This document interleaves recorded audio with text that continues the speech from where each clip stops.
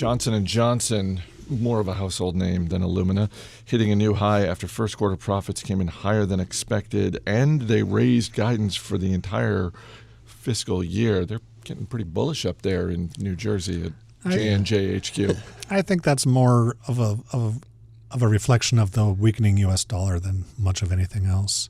You think so? Yeah, last year with a really strong U.S. dollar, it's been hurting a lot of companies that that report in U.S. dollars but have international sales, and they were having headwinds on that. And now that it's the dollar's falling back down a little bit, they say, "Oh, it's not as bad. It's not going to hurt us as badly this year. So let's up the U.S. dollar revenue that we're going to report."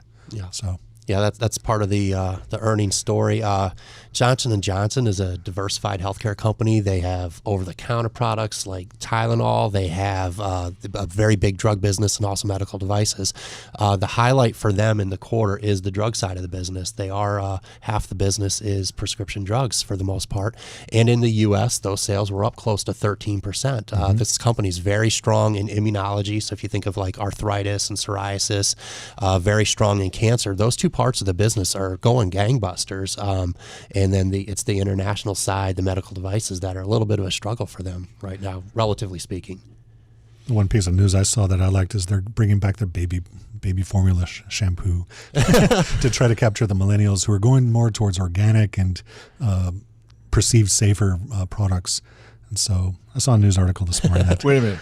Johnson & Johnson is going to market baby shampoo and that's going to save their to millennials? Bacon. Yeah. Not necessarily millennials who have children, but no. Oh, okay. I thought it was to millennial moms. Okay. Oh, okay. All right. Because I was like, wait a minute. I'm trying to connect the dots on this one, and certainly this is as you said, Charlie, this is a big diversified business. They got a lot of moving parts. But I would love to be in the room if someone's pitching that. I mean, I don't want tears in my shower either. Why is that just for kids? I'm not pro tears. I'm just saying that's a little bit of a leap.